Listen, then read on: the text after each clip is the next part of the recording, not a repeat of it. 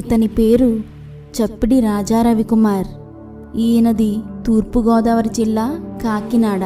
ఈయన తల్లిదండ్రులు ఎంతో క్రమశిక్షణగా పెంచారు.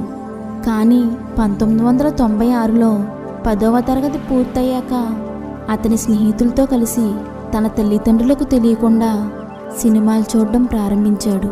ఐటీఐ చదువుతుండగా ఇతనికి త్రాగుడు అలవాటైంది.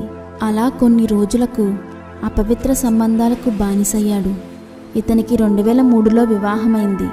కానీ ఇతను తన పాత జీవితాన్ని విడిచిపెట్టకపోగా మరింతగా వ్యసనాలకు లోనయ్యారు.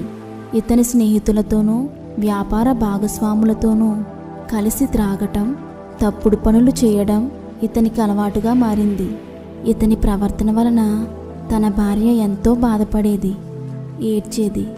అప్పటికే ప్రభువును నమ్ముకున్న ఇతని భార్య తల్లిదండ్రులు ఇతని కోసం భారం కలిగి ప్రార్థించేవారు. ఇలా ఇతని జీవితం కొనసాగుతుండగా 2008లో ఇతనికి కిడ్నీలో రాళ్ల సమస్య వచ్చింది. దానివల్ల విపరీతమైన నొప్పితో బాధపడేవారు. ఎన్నో మందులు వాడారు, కానీ ప్రయోజనం లేకుండా పోయింది. చనిపోతానేమోనని భయపడేవారు. ఆపరేషన్ చేస్తేనే కానీ ఈ నొప్పి తగ్గదని డాక్టర్లు చెప్పారు. ఆ సమయంలో తనను యేసుక్రీస్తే కాపాడగలడని నమ్మి ఆయనకి ప్రార్థించారు. అతని తప్పులన్నీ ప్రభువు దగ్గర ఒప్పుకొని విడిచిపెట్టారు. ప్రభువుని సొంత రక్షకునిగా అంగీకరించారు. 2 రోజుల్లో ఆపరేషన్ జరుగుతుందనగా ప్రార్థనా కూడికను ఏర్పరిచి ఆ కూడికలో అందరి ముందు తన పాపాలను ఒప్పుకున్నారు.